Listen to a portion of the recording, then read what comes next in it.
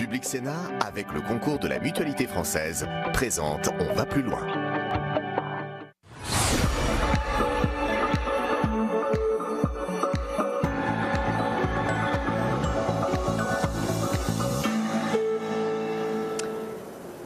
Bonsoir à tous, bienvenue sur Public Sénat, numéro spécial d'On va plus loin, ici depuis le congrès de la Mutualité française à Montpellier. Au programme ce soir, notre grand débat autour du système de santé français. Le plus performant au monde, disait l'OMS il y a près de 20 ans. Nous pouvons être fiers de notre système de protection sociale, a déclaré ici même Emmanuel Macron. Tout cela est-il encore vrai? Entre les déremboursements de médicaments, les dépassements d'honoraires, la montée des prix des mutuelles, disons-le, aujourd'hui, les patients ne peuvent pas tous se soigner de la même manière selon qu'ils sont riches ou pauvres. Le zéro reste à charge annoncé par le chef de l'État change-t-il la donne?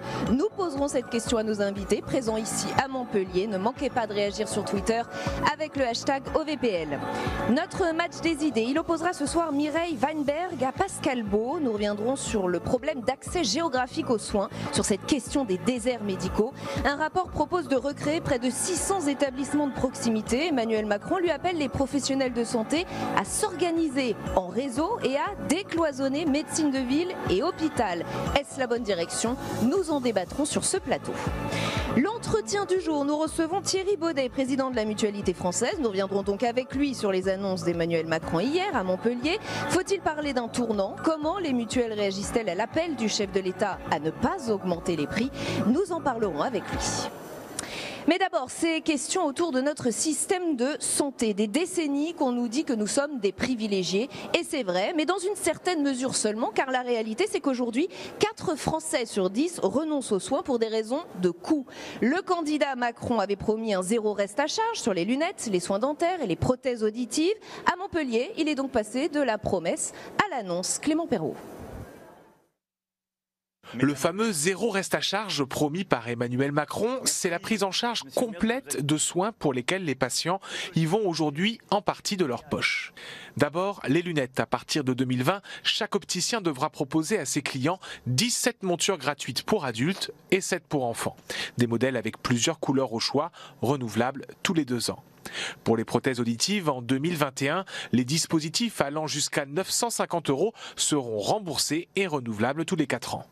Enfin, pour les prothèses dentaires, en 2020 seront proposées gratuitement des dents de devant en céramique et des molaires en métal. Et il est évident que permettre à tous ceux qui jusqu'ici ne pouvaient pour des raisons monétaires bénéficier des soins auditifs, dentaires ou optiques, c'est une conquête sociale essentielle. Et c'est un investissement que j'assume. Le président veut aussi renforcer la prévention, notamment chez les enfants. Pour les troubles visuels et auditifs, il veut 3 nouveaux dépistages assurés par le médecin traitant ou scolaire, sans préciser encore à quel âge. Pour les soins dentaires, il annonce de nouveaux examens pour tous à 3 et 24 ans. Mais au-delà de ces mesures concrètes, Emmanuel Macron veut une refonte en profondeur du système de santé. Il nous faut passer progressivement d'une logique de gestion de l'offre de soins, de cartographie trop rigide, d'une approche trop numérique et budgétaire, à une logique de demande fondée sur les services à rendre à la population sur le territoire. Ces transformations seront précisées dans les prochaines semaines et feront l'objet de nouvelles lois en 2019, notamment sur la prise en charge des personnes en situation de dépendance. Avec nous pour aller plus loin ce soir, Stéphane Junique, bonsoir, vice-président de la Mutualité française, président d'Harmonie Mutuelle et co-auteur de L'égalité impossible, manifeste pour une solidarité active. Jean-Paul Ortiz, président de la Confédération des syndicats médicaux français. Anaïs Bouissou, journaliste RTL, spécialiste des questions sociales et de l'économie de la santé. Jocelyne Cabanal, secrétaire nationale de la CFDT en charge de la protection sociale. Merci à tous les 4 d'être ici avec nous à Montpellier. Avant de vous interroger, je voudrais attirer votre attention sur cette étude récente du cabinet Deloitte. 48% des personnes interrogées disent avoir renoncé à se soigner à cause de coûts trop élevés en 2017. Ils étaient 43% en 2016. Ce zéro reste à charge, Emmanuel Macron le qualifie, on l'a entendu, de conquête sociale sans précédent. Est-ce que vous êtes d'accord, Stéphane Junique? Est-ce que c'est surtout valable pour ces gens-là? Oui, bien sûr. Il y a aujourd'hui un problème d'accès aux soins qui est essentiellement lié au reste à charge qui pèse sur les Français. Cette mesure va dans le bon sens. Les négociations qui ont été entreprises avec les professionnels de santé, avec les financeurs et avec la sécurité sociale sont une avancée pour les Français.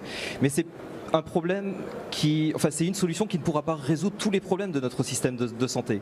Parce qu'il y a le sujet du reste à charge, mais il y a également le sujet, vous l'avez souligné, des déserts sanitaires. Il y a également les inégalités sociales qui restent extrêmement profondes dans notre pays. C'est la raison pour laquelle il est important de poursuivre les réformes. Anaïs Bouissou, on a quand même besoin d'une petite précision sur ce zéro reste à charge. Est-ce qu'il concerne vraiment tous les Français ou ceux qui ont une complémentaire santé? Il faut savoir qu'il y a 5% de Français qui n'ont pas de complémentaire santé. 5% qui n'ont pas de complémentaire santé, ça représente à peu près 2,5 millions, 3 millions de personnes quand même. Et qui ne sont donc pas concernées par ce zéro reste à charge? Qui ne vont pas avoir le remboursement de la complémentaire. C'est-à-dire qu'ils vont avoir le remboursement de la sécurité sociale, mais pas la complémentaire santé. Cela, évidemment, c'est partie dans les 5%, ça va être des personnes qui sont à peu près au debout de la société, on va dire, des personnes qui ont des faibles revenus, qui n'ont pas forcément demandé la CMU, et puis ça peut être d'autres qui ont fait le choix de ne pas prendre une complémentaire santé. Jean-Paul Ortiz, est-ce que ce zéro reste à charge suffit à redonner à notre système de santé, j'allais dire, ses titres de noblesse? Nous sommes en France dans un système tout à fait paradoxal, parce que le reste à charge, lorsqu'on le regarde d'un point de vue macroéconomique, il est inférieur à 8% dans ce pays, c'est-à-dire un des plus bas, voire le plus bas des pays de l'OCDE.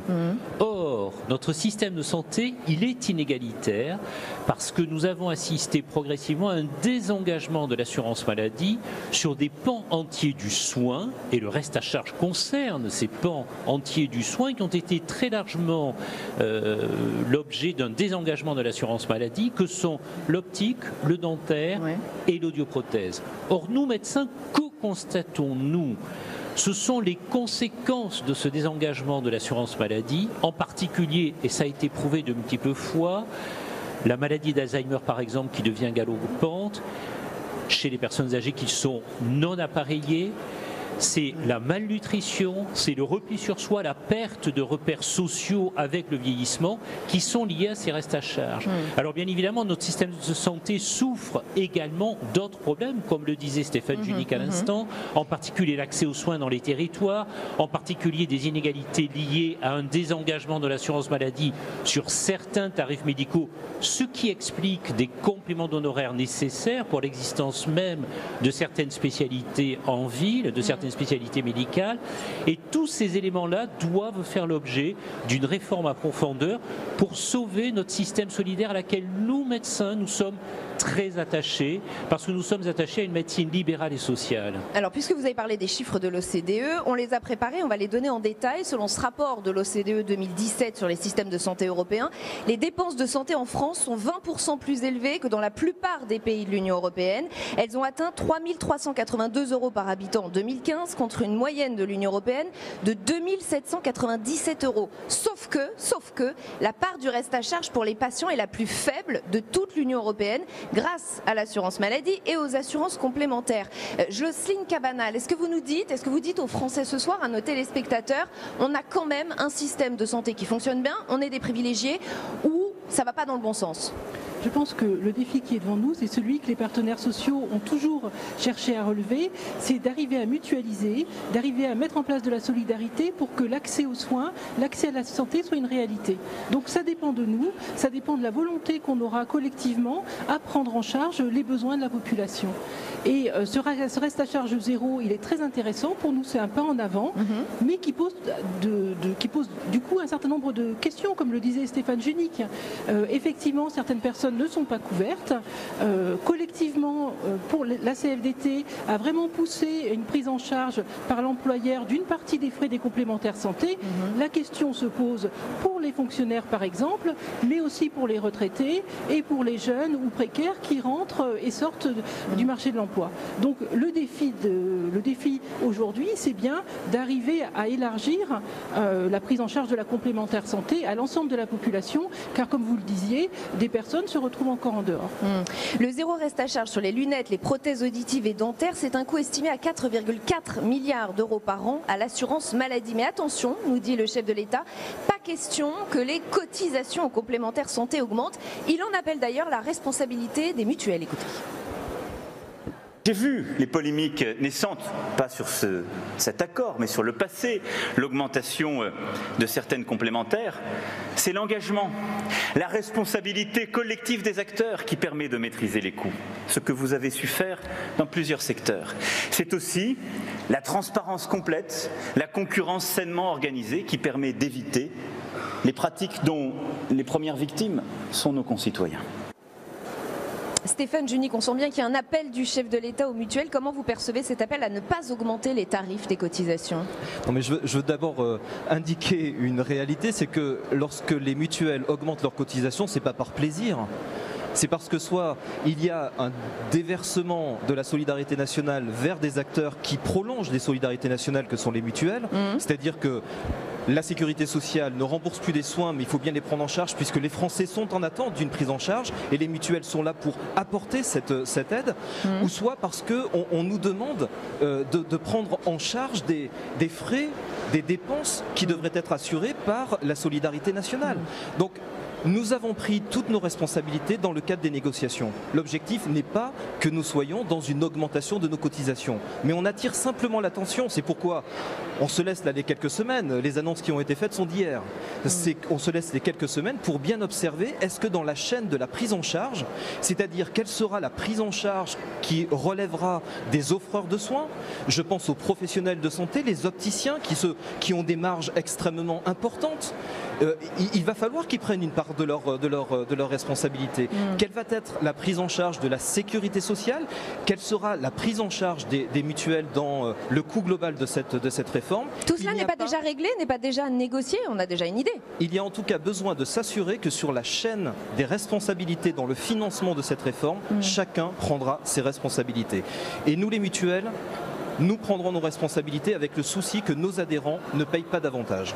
C'est intéressant que vous disiez cela parce que ça n'a pas pu vous échapper. On peut se demander effectivement si les complémentaires santé vont jouer le jeu. Je vous invite à regarder cette étude de l'UFC Que Choisir qui a été publiée il y a 48 heures. Elle a passé au crible les chiffres des complémentaires santé. Depuis 2006, la cotisation moyenne pour les assurés santé est passée de 468 à 688 €. Si on met de côté la hausse de la fiscalité sur les contrats, c'est une hausse de 33%. Et pourtant, la part de remboursement a reculé.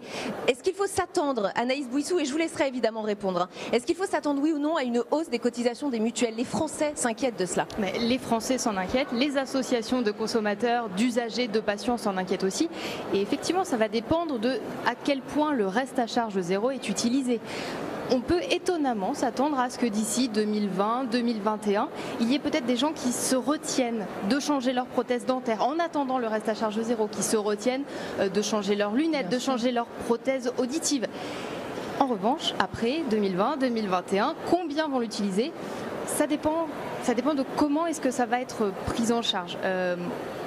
On a des possibilités basses, 20% d'utilisation, des possibilités hautes, 45% d'utilisation. Entre les deux, ça change totalement l'équilibre financier et des mutuelles, et de la sécurité sociale, et du système de santé, et même le budget des gens au quotidien.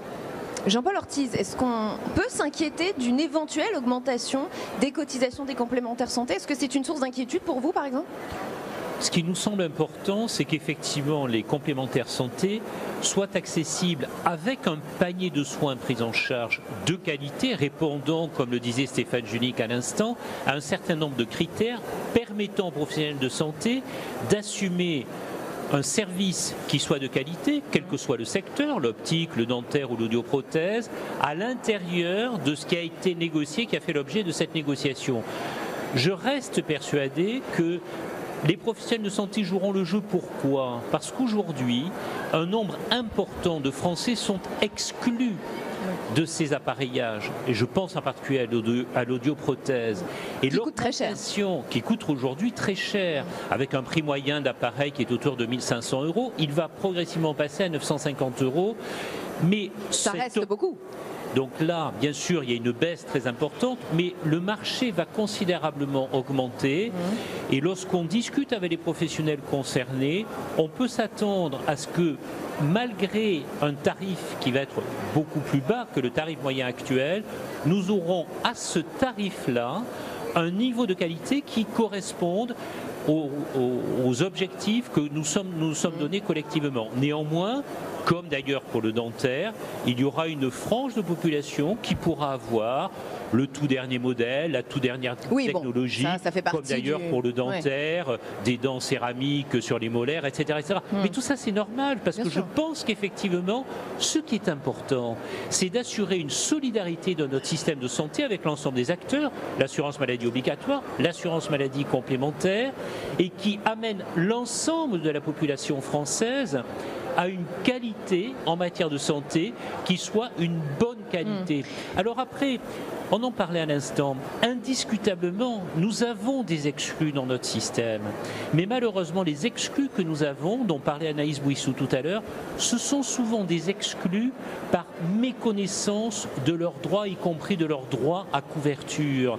Et je pense que là, nous avons un effort à faire, et je pense aux exclus de la société, aux grands marginaux, qui malheureusement font l'objet de soins particulièrement coûteux parce qu'ils arrivent en dernier lieu dans la chaîne de la prise en charge en matière de santé. Tout de même, Alain Flelou du monde de l'optique, qu'on connaît bien, nous dit la baisse des prix va se répercuter sur le commun des mortels qui va, via sa mutuelle, augmenter sa cotisation et participer au remboursement. Jocelyne Cabanel, est-ce que vous êtes inquiète ou vous partagez le point de vue de Jean-Paul Ortiz? Ce qui nous paraît vraiment important et qui se joue là, c'est la question de la solidarité. Au bout du bout, on sait bien que c'est pas gratuit et que tout le monde paye. Sauf que soit ça tombe sur celui qui est malade, celui qui a besoin de lunettes, et dans ce cas-là, c'est lui qui paye tout seul ce risque-là. Soit on fait le choix collectivement, finalement, de mutualiser, de faire acte de solidarité et finalement de financer ensemble pour sécuriser tout le monde. Donc, de ce point de vue-là, ça nous paraît extrêmement intéressant. Et on sait bien que pour la santé, les Français sont d'accord pour payer. Mais payer le juste coût. Donc en étant... C'est relatif. Voilà, non mais le juste coût, c'est-à-dire les soins utiles, la question des dépassements d'honoraires par exemple se pose, et la question des inégalités territoriales que vous abordiez est effectivement très juste. Le non-accès aux soins, c'est aussi l'absence de médecins traitants sur certains territoires. Donc c'est l'ensemble de ces questions-là qu'on veut voir poser et sur lesquelles on veut des réponses. Stéphane Junique, peut-être. Moi je souhaite vraiment insister sur l'idée que les complémentaires ne se font pas de l'argent sur le dos de leurs adhérents. Regardez l'évolution des dépenses de santé depuis 2001. Nous sommes sur une augmentation des dépenses de santé qui a été de plus 64% à travers des transferts extrêmement importants portés vers les mutuelles. Donc vous dénoncez cette étude du FC Que Choisir qui a semé le trouble, Non, je dénonce pas, je demande simplement à ce qu'on regarde bien les choses. Le volume des dépenses de santé a augmenté de 64%. La prise en charge qui a été celle des complémentaires santé, 80%. 80%. C'est-à-dire qu'il n'y a pas une moindre protection, il n'y a pas une moindre prise en charge. Il y a au contraire une évolution des dépenses de santé qui est extrêmement importante. Les mutuelles, parce qu'elles prolongent la solidarité de la sécurité sociale, jouent pleinement le rôle, notamment d'être un amortisseur social des difficultés que peuvent rencontrer les Français. Mais je veux simplement attirer l'attention sur le fait qu'on est dans une période qui, pour des médecins, pour des partenaires sociaux, pour des représentants des usagers, est extrêmement passionnante. Nous avons tous conscience qu'il est important de transformer notre système de santé. Donc ne voyons pas les choses d'une manière pessimiste, nous sommes des acteurs responsables. Nous sommes conscients que nous avons des défis à relever sur la prévention, sur le reste à charge, sur la question de la dépendance. Nous sommes en situation d'être des acteurs de solution. Alors vous avez parlé de prévention. Dans ce discours, Emmanuel Macron a beaucoup insisté sur cette notion de prévention, axe majeur même de sa politique de protection sociale. Moins dépenser, plus prévenir est presque apparu comme un slogan hier, et cela semble être un changement total de paradigme. Vous allez me dire ce que vous en pensez. On va d'abord écouter le chef de l'État hier à Montpellier. Il s'agit de renforcer considérablement la prévention, notamment chez les plus jeunes, avec des dépistages systématiques. C'est ça la prévention. C'est de s'assurer qu'au plus tôt, pour nos concitoyens, il y a l'accès à la consultation qui permet de voir s'il y a un besoin de soins ou s'il y a des comportements à changer. Et cela fait partie de l'accord. Et cela aussi est intéressant pour les mutuelles, pour les professionnels, pour l'État. Parce qu'en instaurant ces consultations au plus tôt, nous prévenons mieux et donc nous dépenserons moins. Et j'ajoute qu'Agnès Buzyn, dans une tribune au Monde, le répète cet après-midi, nous avons sacrifié les politiques de prévention et d'accompagnement sur l'autel des seules prestations monétaires. Voilà ce que dit la ministre de la Santé, Anaïs Bouissou. C'est un vrai changement de modèle, une petite révolution. C'est une annonce. Ah. Voilà, c'est une annonce, il y a beaucoup de formes, on dit voilà, on va faire beaucoup plus de prévention. Maintenant, dans les faits, en quoi va consister cette prévention ? Il faut savoir que pour faire de la prévention et pour dépenser moins par la suite sur les dépenses de santé, il faut d'abord investir, c'est-à-dire il faut d'abord former, il faut informer sur la prévention. Former des professionnels de santé, par exemple, quand on parle de prévention dans les écoles, la médecine scolaire dans les écoles, qu'est-ce que c'est aujourd'hui ? Ça se réduit à la portion congrue. Donc la prévention, super, j'imagine que tout le monde doit être d'accord avec ça. Enfin, vous verrez peu de personnes pour dire non, il ne faut pas faire de prévention, évidemment. Derrière, en quoi ça va consister exactement ? Pour l'instant, c'est encore assez flou. Jean-Paul Ortiz, vous partagez ce scepticisme d'Anaïs Bouissou ? Je le partage complètement. Nous avions fait des propositions pour que la prévention fasse l'objet, y compris de consultations à des âges clés de la vie, lors de la négociation conventionnelle en 2016. Nous n'y sommes pas arrivés. Peut-être d'ailleurs y a-t-il un rôle à jouer avec les assureurs complémentaires, et la Confédération des syndicats médicaux français que je préside a commencé à ouvrir ce champ-là parce que nous pensons qu'il y a des choses à faire. Mais la prévention, c'est quoi ? C'est dès le plus jeune âge l'éducation à la santé dans les écoles. Tous les acteurs du monde sociétal français doivent s'impliquer en matière de prévention. C'est pas uniquement l'affaire des médecins, c'est aussi l'affaire de tous les professionnels de santé. C'est l'affaire du monde éducatif, c'est l'affaire du monde sportif, c'est l'affaire du monde de l'entreprise. Et c'est comme ça qu'on arrivera à faire de la prévention le quotidien des Français. On a un système qui est beaucoup trop centré sur le curatif. Et aujourd'hui, Stéphane Junique le disait, on sait que le curatif, mécaniquement, va augmenter de 3 à 4% par an si nous ne faisons pas des efforts. Or, investir aujourd'hui sur la prévention ne donnera des résultats que dans 5 à 10 ans ou 20 ans. On a un rapport au temps qui n'est pas celui des politiques. Et je vous confirme qu'il y a un travail à faire. Bien évidemment, il y a un problème de ce point de vue-là. En termes de prévention santé, je vais vous donner la parole dans un instant, Jocelyne Cabanel. Juste quelques chiffres, toujours pour éclairer nos téléspectateurs. L'Hexagone est clairement à la traîne par rapport à ses voisins européens. Selon un rapport de la Commission européenne, 1,9% des dépenses de santé courantes sont allouées à la prévention santé contre 3% en moyenne chez nos voisins européens. C'est le maillon faible de notre système de santé, la prévention. Oui, tout à fait. Et au niveau de la CFDT, on cherche vraiment aussi à intégrer cette prévention, comme vous l'avez dit, dans le monde du travail. On a fait une très grande enquête sur le travail. Les salariés nous disent qu'un certain nombre de pathologies sont pour eux liées au travail. Et du coup, je pense qu'il y a un vrai rôle des complémentaires, quand on pense des contrats collectifs, à justement analyser les problématiques qui émergent et pour arriver à faire de la prévention et de la prévention professionnelle. On a tous en tête l'exemple de la carie du boulanger qui peut se traiter par de la prévention de façon à ce que la farine n'attaque pas les dents. Donc on a des solutions qu'on peut mettre en œuvre dès lors qu'on a des contrats collectifs qui vont permettre de la solidarité et c'est de l'argent qu'on va finalement mettre en amont pour aller sur la prévention. Stéphane Junique, c'est une petite révolution en cours à laquelle vous êtes prête évidemment à participer, et comment ? De congrès en congrès, la Mutualité française a toujours demandé ça. Donc c'est pas aujourd'hui que des annonces sont faites qu'on va se plaindre de cette priorité qui est donnée sur l'investissement en matière de prévention. Pour nous, il y a 3 raisons qui expliquent pourquoi c'est important. D'abord parce qu'on est face à une transformation au fond de cette transition épidémiologique que le docteur Jean-Paul Ortiz connaît très bien. Le siècle dernier, c'était les maladies infectieuses qui étaient au cœur de la prise en charge. On reprenait en charge, on était soigné, parfait. Aujourd'hui, ce sont les maladies chroniques. 15 millions de nos concitoyens sont aujourd'hui concernés par des maladies chroniques. Nous le savons, du fait du vieillissement, demain, ce seront beaucoup plus de Français qui seront concernés. À la différence des maladies infectieuses, les maladies chroniques, ce que certains appellent les maladies industrielles, elles sont en capacité d'être évitées à travers une meilleure alimentation, une meilleure activité physique, etc. etc.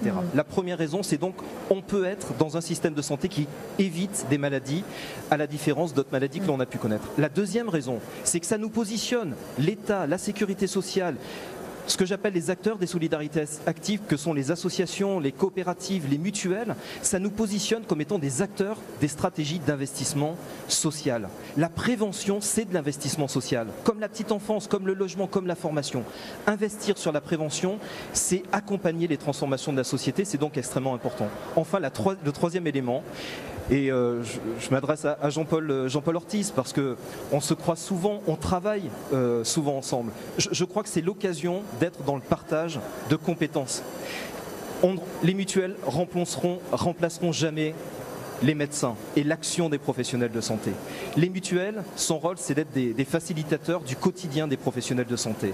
C'est d'être avec les partenaires sociaux qui sont dans les entreprises pour être en action sur la santé au travail, qui est un enjeu extrêmement important. C'est d'être avec les usagers, parce que les usagers sont des experts à part entière, aux côtés des professionnels de santé. Donc on voit l'occasion, c'est pour nous l'occasion, ce chantier, de pouvoir travailler sur ces compétences partagées, et je pense qu'on a beaucoup à faire. Et on va s'arrêter sur ce message de partage et de solidarité. Merci infiniment à tous les quatre d'avoir participé à ce grand débat.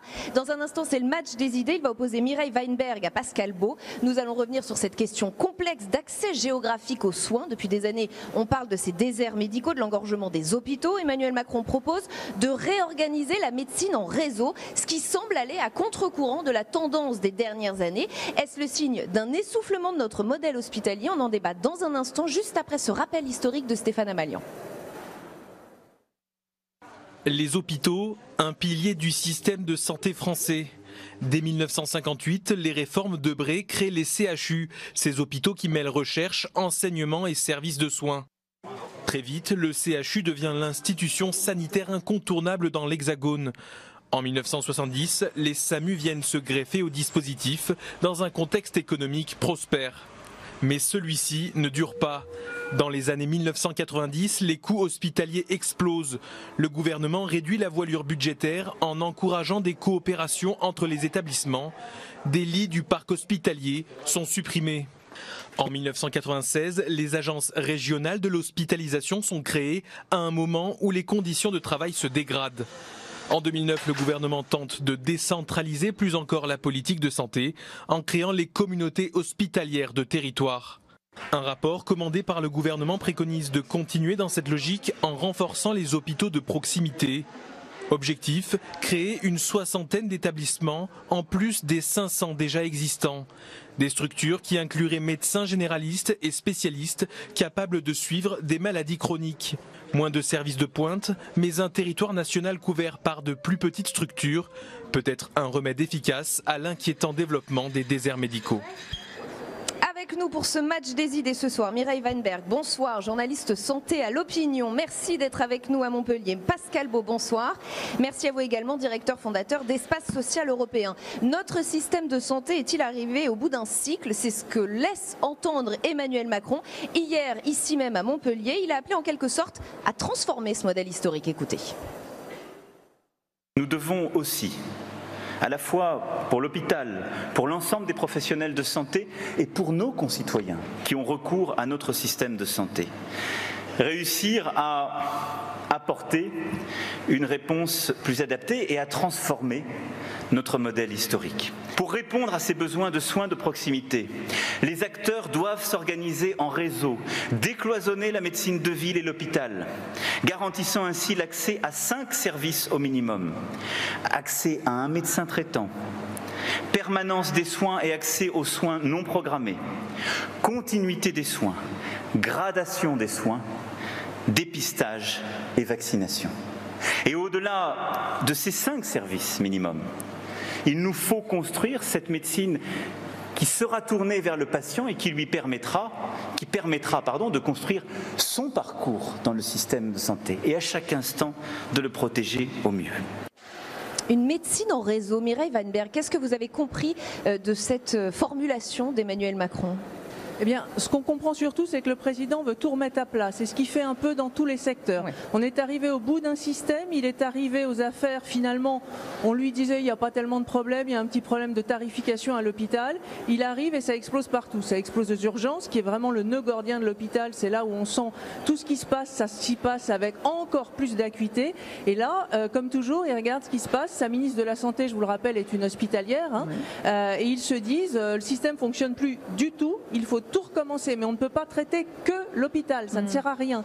Il faut traiter tout le reste aussi pour que l'ensemble du système fonctionne mieux. Ça veut dire casser les silos qu'il existe aujourd'hui entre la médecine de ville, donc ça c'est les médecins généralistes d'un côté qui s'occupent des patients, de l'autre l'hôpital, et 2 silos qui ne communiquent pas ensemble, qui ne partagent pas d'informations, et donc le patient est au milieu un peu perdu. Pascal Beau, est-ce que ça semble être une bonne solution à ce problème, ce phénomène des déserts médicaux ? c'est en partie une solution, mais je voudrais nuancer, le système n'explose pas. Bah oui, je m'inscris en faux vis-à-vis de l'air du temps. C'est un match des idées, vous avez le droit de vous exprimer. Le système n'explose pas. Il y a 625 services d'urgence en France. Vous en avez 50, 70 qui ont des problèmes. Ils ont des problèmes parce qu'ils sont effectivement peut-être dans des déserts médicaux, mais il n'y a pas que cela. Donc ça veut dire que par soustraction, vous en avez plus de 500, presque 600 qui fonctionnent correctement, même si ce n'est pas parfait. Donc cette transformation proposée par Emmanuel Macron n'a pas lieu d'être? C'est ce que vous nous dites? Pas du tout. Nous sommes à la fin d'un cycle. Ce qui est clair, c'est qu'il va falloir sortir de la gestion, comme on dit, en silo. Il y a un investissement national à faire sur la médecine de ville. Nous sommes le dernier pays du monde développé, d'une part, avoir une centralisation absolue, extrême de la décision publique, et d'autre part, de ne pas investir massivement sur une nouvelle organisation des soins de ville.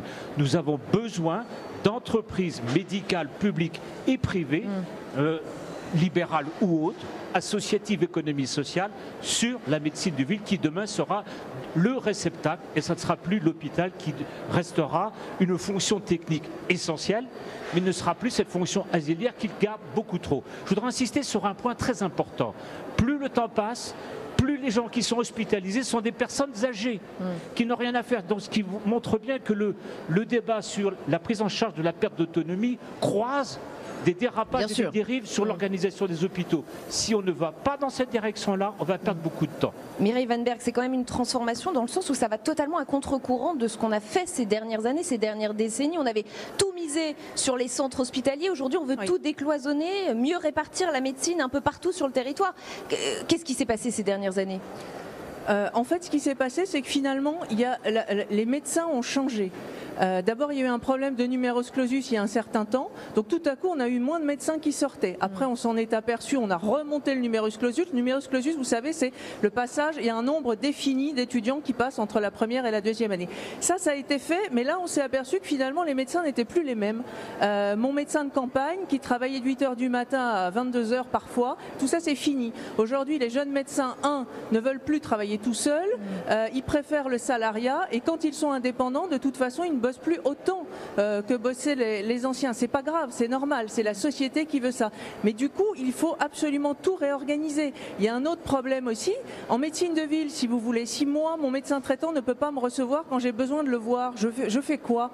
Eh ben, ces gens-là se retrouvent aux urgences. C'est ce que je disais tout à l'heure. On a un rapport qui nous explique que 43% des personnes qui arrivent aux urgences n'ont rien à y faire, et que même dans ces 43%, il y a 29% des gens qui pourraient être simplement une simple consultation chez le généraliste aurait suffi. Donc ça, c'est bien beau de le dire, mais si à la ville, on n'a personne pour accueillir ces gens-là, il y a des gens qui ne trouvent pas de médecin traitant. Quand ils en ont un, parfois il n'est pas disponible. Et moi, si j'ai un truc, j'ai besoin d'aller voir le médecin, si mon médecin traitant n'est pas disponible, bah, je vais aux urgences. Et donc c'est ça qu'il faut régler, ce problème, Pascal a tout à fait raison, de la médecine de ville qu'il faut totalement réorganiser. Ce qui nous amène à parler de cette autre piste pour faire évoluer l'accès aux soins, c'est la télémédecine.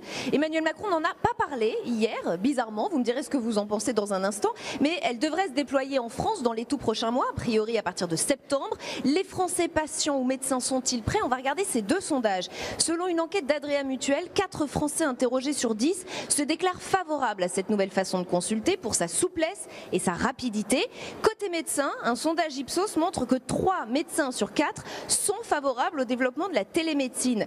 Surpris qu'Emmanuel Macron n'en ait pas parlé hier? Non, du tout. Vous savez, le président ne peut pas lui demander tout en 1h05. Ça fait partie des pistes sérieuses. Non, mais, il y a eu un accord entre l'assurance maladie et les organisations de syndicats de médecins libéraux. On doit supposer que le gouvernement n'est pas complètement étranger à cette affaire. Donc c'est un oubli factuel. Mais pistes sérieuses selon vous? Pardon? Mais pistes sérieuses selon vous? Oui, tout à fait, bien sûr, bien sûr. Mais ça va prendre un peu de temps. Et puis, en second lieu, il y a quand même toute une logistique derrière. Donc, ça ne peut pas s'improviser. Hein. Mais c'est vrai que ça fait quand même des années qu'on en parle. On n'est pas prêt? Pardon? On n'est pas prêt? On est presque prêt. Mais il y a aussi une priorité dans le domaine de la télémédecine, c'est les établissements pour les personnes âgées. Parce que là, il y a des urgences dans le domaine sanitaire, y compris dans le domaine dentaire. Mais ça, c'est un autre aspect. Mais on va y venir. Mais il ne faut pas espérer une révolution en quelques mois. Mireille Van Berg, on n'est pas prêt, on parle de ce problème d'engorgement des hôpitaux, de consultations qui sont toutes simples, qui demandent très peu de renseignements. Finalement, la télémédecine est une moi, solution. Je pense qu'on est prêt. On a essayé d'expérimenter, ça faisait des années qu'on expérimentait. Agnès Buzyn est arrivée aux affaires, elle a dit ça suffit l'expérimentation, on va mettre ça dans le droit commun. Ça veut dire quoi? Ça veut dire que jusqu'à présent, je pouvais faire des expériences de télémédecine, mais j'étais pas remboursée. Aujourd'hui, dans 6 mois, à partir de septembre, la convention a été signée, parce que pour ça, c'est un simple problème de gros sous, si vous voulez.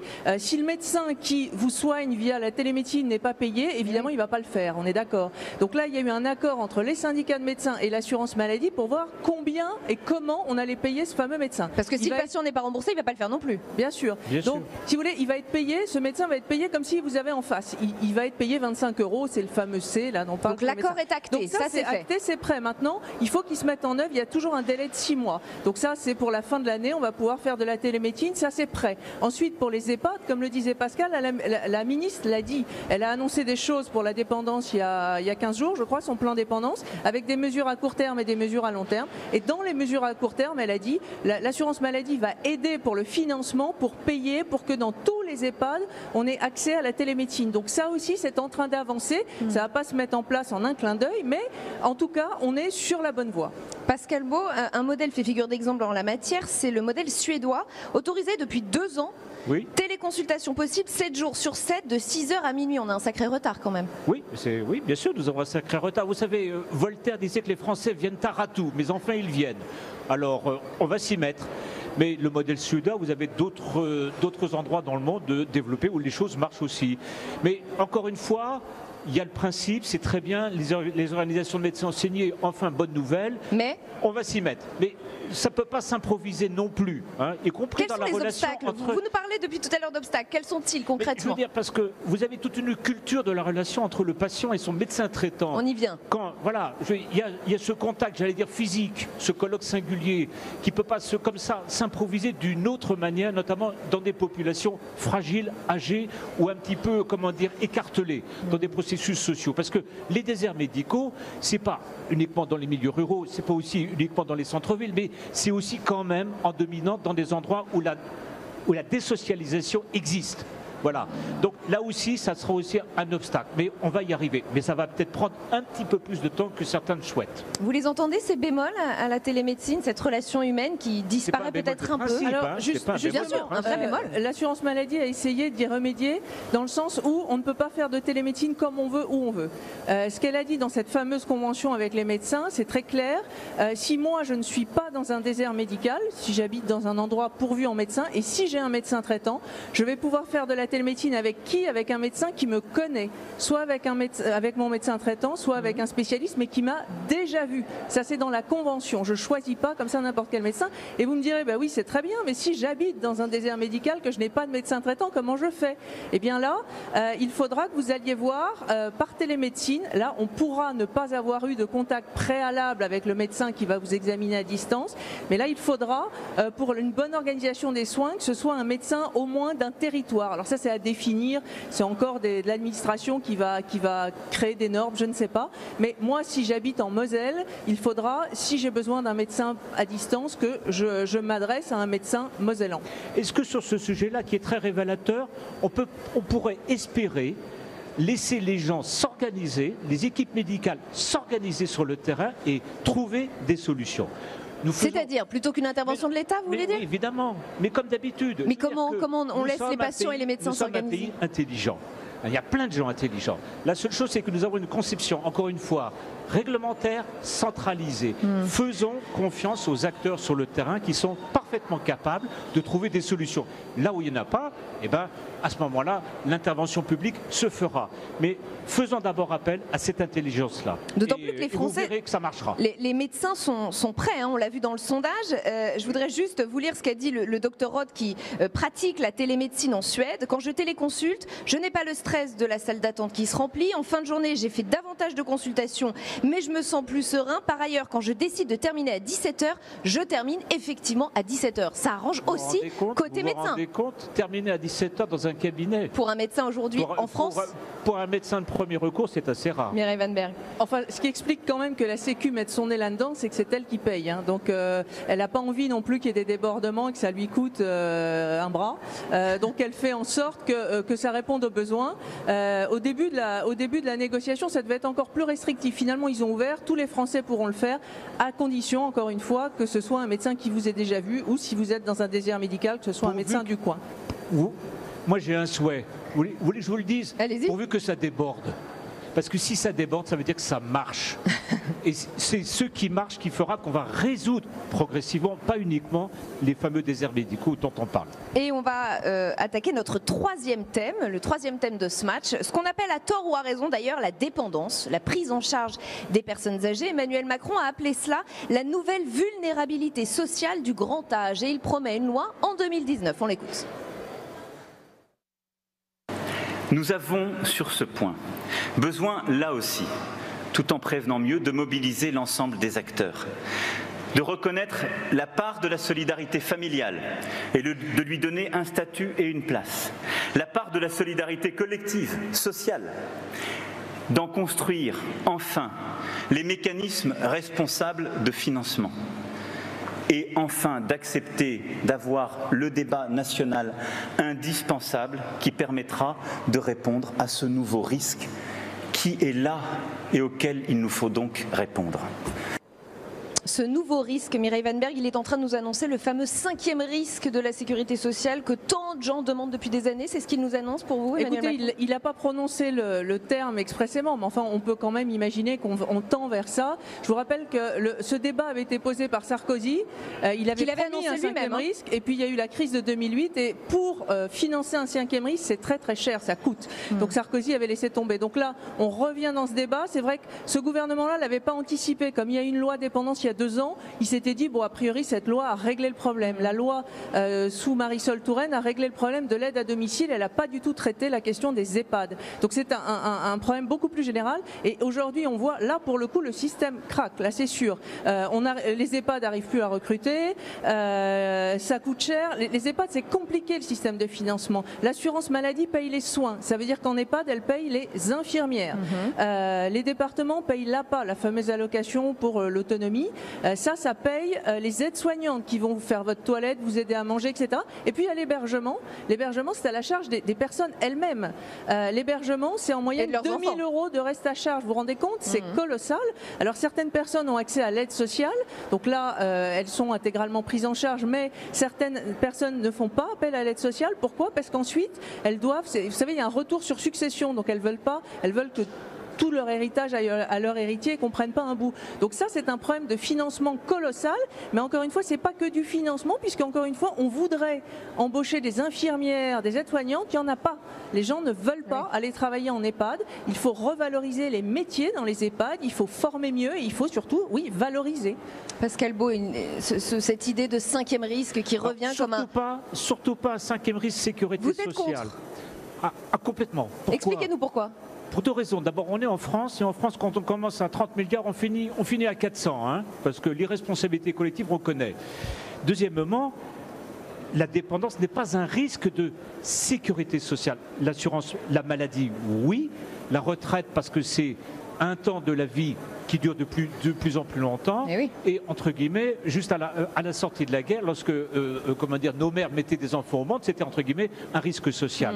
La dépendance est quelque chose de beaucoup plus flou. Et heureusement, actuellement, on a un débat sur la maladie d'Alzheimer. On est en train de se rendre compte que cette pathologie n'existe pas vraiment, que c'est tout simplement un vieillissement cérébral, un déclin cognitif, une dégénérescence cellulaire, mais qui intervient à des âges de plus en plus tardifs. Et le nombre de patients atteints de maladie d'Alzheimer, entre guillemets, décroît. D'accord, mais enfin, ça crée une dépendance de toute façon. Ça fait partie du... Ma collègue dit très justement, l'aide à domicile, on est sur le point de régler. Il y a tout un travail sur les qualifications, la rémunération des services qui y sont produits.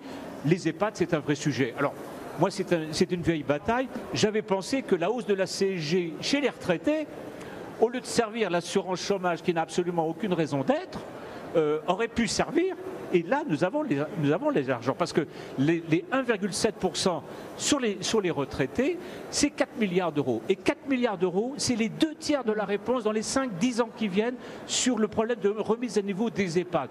Vous voyez, si le gouvernement faisait preuve d'un petit peu de bon sens, il aurait déjà une solution, même progressive. Et faute de 5e risque ou 5e branche de la sécurité sociale, une 2e journée de solidarité, que faut-il en penser? Ça suffirait pas du tout.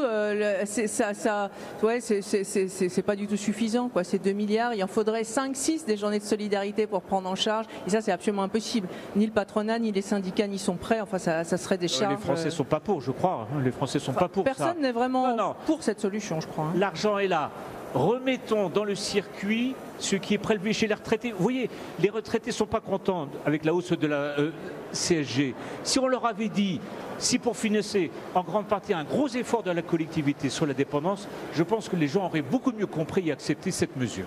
Et juste pour nos téléspectateurs, pour qu'on comprenne bien les enjeux, ce rappel de quelques chiffres qu'on entend depuis quelques semaines, mais qui sont assez effarants. Près de 20% des Français ont aujourd'hui plus de 65 ans. En 2050, ce sera 27%, soit 20 millions de personnes. Les plus de 85 ans seront 5 millions. Il a raison, Emmanuel Macron, de voir cela comme un enjeu absolument majeur, comme une priorité en 2019 en particulier. Pas le vieillissement, c'est quelque chose. Vous avez un effet décalage. On sait tous très bien. Moi, j'ai bientôt 66 ans. Je fais du sport, je suis en pleine forme. Donc, évidemment, mes parents n'étaient pas dans le même état de santé que moi, et ainsi de suite. Donc, ne dramatisons pas le problème. Traitons. Contrairement à l'idée qu'on se fait, la dépendance interviendra de plus en plus tard. L'âge moyen d'entrer dans un EHPAD, c'est je crois 85-86 ans, c'est ça? 85, oui. Et les personnes restent 2 ans, 3 ans maximum. Bon, traitons ce problème, traitons-le en tant que tel, mais n'en faisons pas une montagne absolue et une horreur et une panique générale dans la société. Bon, le mot dépendance déjà est peut-être mal choisi, Mireille Van Berg. Il ne faut pas dramatiser la situation? C'est pas une panique générale, mais c'est une urgence. Le gouvernement l'a compris. Il faut traiter le problème maintenant, parce que c'est ce qu'il disait. Il y a 100 000 personnes de plus de 65 ans en plus tous les ans. Ça fait beaucoup. Il faut régler ça, quoi. Sans les stigmatiser, évidemment. Merci infiniment à tous les deux d'avoir participé à ce match des idées. Dans un instant, c'est l'entretien du jour. Nous recevons Thierry Baudet, président de la Mutualité française. On va revenir avec lui sur les annonces du chef de l'État en matière de protection santé. Quel rôle des mutuelles dans tout cela? On en parle avec lui dans un instant, juste après cette courte pause.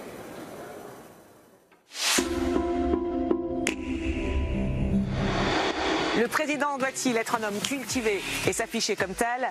Pour Jacques Chirac, Nicolas Sarkozy ou François Hollande, mieux valait se montrer à un bon match de foot qu'à une exposition.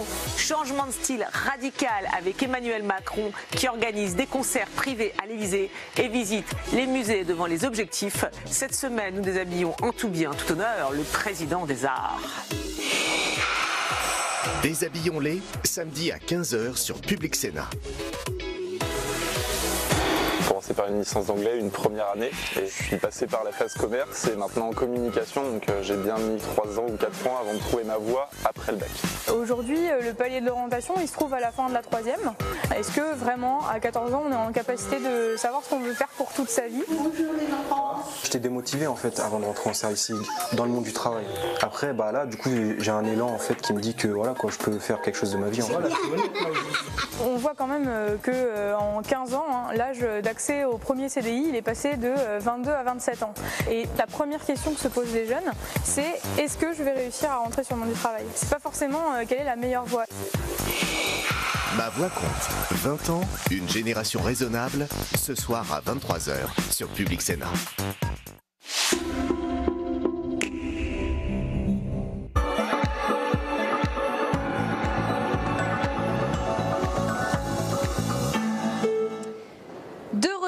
On va plus loin ici à Montpellier pour l'entretien du jour et ce soir nous recevons Thierry Baudet. Bonsoir, merci d'avoir accepté notre invitation. Vous êtes le président de la Mutualité française. Agnès Buzyn cet après-midi dans une tribune au Monde a un peu reformulé le message déjà lancé hier par Emmanuel Macron ici même à Montpellier. La ministre de la Santé nous dit il faut repenser notre modèle social. On a le sentiment que l'exécutif est en train d'opérer une petite révolution, en tout cas une profonde transformation. Quel est votre sentiment, vraie ou fausse révolution? Comment vous voyez toutes ces annonces, tout ce message global de l'exécutif? Je crois que l'exécutif a a pris la mesure que nos concitoyens sont très attachés à notre système de protection sociale et de santé. Ils savent bien que nous avons un excellent système. Vous savez, dans notre pays, quand il faut se faire soigner, on sort la carte verte avant la carte bleue, la carte vitale avant la carte bancaire, et ça c'est très important. Mais ils ont aussi le sentiment que toutes les évolutions successives sont marquées du signe moins. Des inquiétudes se font jour. Quand on interroge nos mutualistes, ils sont inquiets du médecin de famille qui part à la retraite et qui n'est pas remplacé, des délais d'attente ou d'accès pour atteindre un spécialiste, de l'enfant, du parent qui devient dépendant et dont on ne sait pas comment s'organisera la prise en charge. Il y a des vrais sujets, ce sont des sujets de préoccupation des Français, et il me paraît normal que l'exécutif, que la ministre des Solidarités et de la Santé s'en préoccupe. Parlons de ce point précis du zéro reste à charge, qui reste tout de même l'annonce, en tout cas la confirmation majeure du président de la République hier. Vous avez dit que c'était une réforme utile, évidemment surtout pour tous ceux qui n'ont pas les moyens de se soigner, parce qu'il y en a encore aujourd'hui. À l'occasion de notre congrès, nous avons rendu publique une étude Harris qui montre que 95% des personnes que nous avons interrogées attendent cette réforme. Et notamment, en effet, ceux qui, aujourd'hui, pour des raisons diverses, sont éloignés des soins. Vous savez, c'est une réforme qui est très concrète pour les Français. Ah oui. Le reste à charge supporté en moyenne pour une prothèse auditive, il est de 850 €. Le reste à charge pour une prothèse de 200 €. D'une paire de lunettes pour corriger une myopie de plus de 60 €. Donc ce sont des sujets très concrets. Ça parle aux Français, et je crois que c'est utile parce qu'on sait qu'en matière de santé, ne pas se soigner, différer des soins, c'est le plus souvent aggraver les symptômes, et au final, ça coûte beaucoup plus cher pour soi-même et pour la société. Est-ce que ça concerne aussi, pardon de cette question un petit peu technique, mais je pense qu'elle concerne plusieurs centaines de milliers de Français, est-ce que ça concerne aussi les 5% qui n'ont pas de complémentaire santé ? Dans le dispositif, le reste à charge zéro en matière de remboursement sera réalisé par l'addition des remboursements de l'assurance maladie obligatoire, 3 sujets sur lesquels elle est finalement peu présente, et puis les mutuelles. Donc aujourd'hui, ce n'est pas magique, ceux qui n'ont pas de mutuelle ne pourront pas bénéficier du reste à charge zéro. Il faut préciser quelque chose. Sur les 5% en question, oui. Pour une part, il y a un certain nombre de personnes qui s'estiment jeunes ou moins jeunes, mais en bonne santé, invulnérables, avec des ressources, et qui font le choix de ne pas prendre de complémentaires. Mais dans ces 5%, il y a en effet un certain nombre de personnes qui y renoncent, notamment pour des raisons financières, en dépit des dispositifs de la CMU et de la CS, et donc il faudra qu'on ait une attention particulière pour ces populations-là, pour les amener dans le dispositif. Ce qui intéresse aussi nos téléspectateurs ce soir, c'est de savoir si ce zéro reste à charge va provoquer une augmentation des cotisations complémentaires santé. Est-ce que vous nous certifiez ce soir que les cotisations aux mutuelles, aux complémentaires santé, n'augmenteront pas à l'issue de la mise en place de ce dispositif de zéro reste à charge ? Ce que je vous certifie, c'est que les mutuelles sont très attentives à l'évolution de leurs cotisations, parce que beaucoup de nos adhérents regardent leurs cotisations à l'euro près. Mais je voudrais quand même prendre quelques instants pour repréciser la manière dont les choses se sont organisées. Moi, je me félicite de la démarche qui a été engagée. Il me semble que le point où nous en sommes résulte d'un vrai engagement des parties, un vrai engagement des professions de santé concernées, un vrai engagement des complémentaires, des mutuelles. Et vous savez, dans cette discussion, tous, nous avons cherché à trouver un point d'équilibre. Un point d'équilibre, c'est un point qui permet d'atteindre l'objectif qui a été fixé, et c'est un point qui, j'allais dire, n'attente pas à l'économie générale des filières de soins concernées.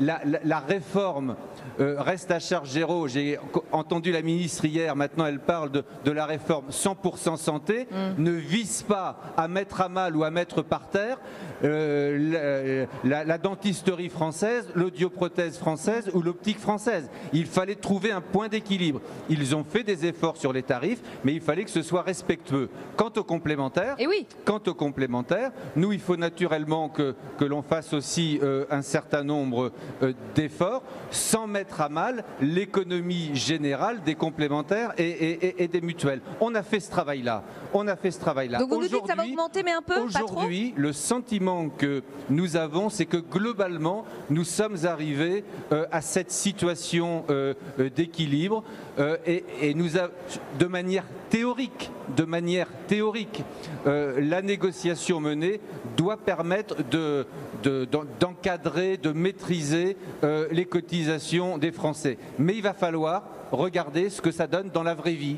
Et dans la vraie vie, il est difficile aujourd'hui d'apprécier quelle sera l'attitude des professionnels de santé. Est-ce que ce panier reste à charge zéro? Est-ce qu'ils le proposeront véritablement ou pas? Il est difficile aujourd'hui d'apprécier l'attitude des Français. Y a-t-il des renoncements aux soins tels que nombreux vont souhaiter se faire soigner rapidement? Ça augmentera la facture forcément. Il y a beaucoup d'incertitudes. Et puis il y a un dernier élément. On ne peut pas donner d'appréciation générale. Il faut accepter les analyses fines. Si vous voulez, si dans ma mutuelle, je ne protège que des actifs, eh bien, aujourd'hui, je ne rembourse pas d'aide auditive. Demain, avec le 100% santé, je ne rembourserai pas davantage d'aide auditive. Bien sûr. Ça n'aura donc pas de conséquences sur mes cotisations. Mais la deuxième mutuelle, si dans son portefeuille, elle protège beaucoup de personnes âgées, si je le dis, c'est que dans notre pays, 70% des plus de 65 ans sont protégés par une mutuelle. Naturellement, l'effet de la réforme 100% santé n'aura pas le même impact. Moi, c'est la raison pour laquelle, très tôt, j'avais demandé à la ministre qu'on mette en place un comité de suivi de la réforme. Absolument, ouais. Elle l'a accepté pour qu'on puisse tranquillement mesurer les effets de la réforme. Donc il sera mis en place, ce comité de suivi. Il va être mis en place, un comité de suivi en place. Il va être mis en place pour que dans la vraie vie, on mesure les effets de la réforme sur les Français. Est-ce qu'ils sont satisfaits? Qu'on mesure les effets de la réforme pour les professionnels de santé. A-t-on ou pas fragilisé les filières de soins? Et pour qu'on mesure les effets sur les remboursements des complémentaires et donc, le cas échéant, sur les cotisations. Il nous reste très peu de temps. Je voudrais quand même vous interroger sur cette étude que vient de sortir l'association l'UFC Que Choisir, qui montre que les mutuelles n'ont cessé de faire grimper leurs tarifs sans la hausse de la fiscalité. Elle parle d'une hausse de 33% depuis 2006. Qu'est-ce que vous répondez à cela? Frais de gestion essentiellement? Je réponds que dans notre pays, la demande de santé est forte, elle est plus forte que jamais, et que tous les ans, les dépenses de santé augmentent. Tous les ans. Dans le cadre de la loi de financement de la sécurité sociale, dans le cadre de l'ONDAM, les dépenses de santé de la sécurité sociale augmentent. Les recettes aussi, mais comme ce sont des prélèvements obligatoires, personne ne le voit. Les dépenses des complémentaires augmentent, nos recettes augmentent, mais nous, ce sont des cotisations et ça se voit. Nous n'avons pas à rougir de nos cotisations. Je vais juste vous donner 2 chiffres.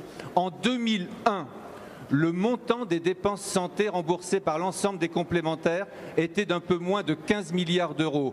En 2016, il était de plus de 26 milliards d'euros, une augmentation de 80% de nos dépenses, plus de 3 fois plus que l'inflation. Je considère que l'enquête qui nous pointe du doigt est pour le moins imprécise. Et votre réaction est précise. Un dernier mot, la Mutualité française a lancé le 6 juin dernier une campagne de communication. Est-ce que c'est aussi parce que peut-être les mutuelles, les complémentaires santé ont un déficit d'image? Non, les mutuelles n'ont pas de déficit d'image. Au contraire, j'observe que même ceux qui ne sont pas mutualistes quand ils parlent de santé, ils tendent à se présenter comme des mutuelles. Ce qui montre bien que la mutualité, le mutualisme, c'est moderne, c'est d'avenir. Alors simplement, il faut toujours préférer l'original à la copie. Donc nous souhaitons rappeler aux Français ce que sont les vraies mutuelles. Merci infiniment Thierry Baudet d'avoir été notre invité ce soir dans cet entretien. Je rappelle que vous êtes le président de la Mutualité française. Merci beaucoup. C'est la fin de cette émission, vous l'avez compris. On se retrouve demain à la même heure sur Public Sénat, depuis Paris cette fois. Je remercie évidemment toutes les équipes de Public Sénat qui ont participé à cette belle émission ici à Montpellier. L'invité de Territoire d'Info demain, c'est Frédérique Vidal, ministre de l'Enseignement supérieur. Très bonne soirée, restez au cœur du débat.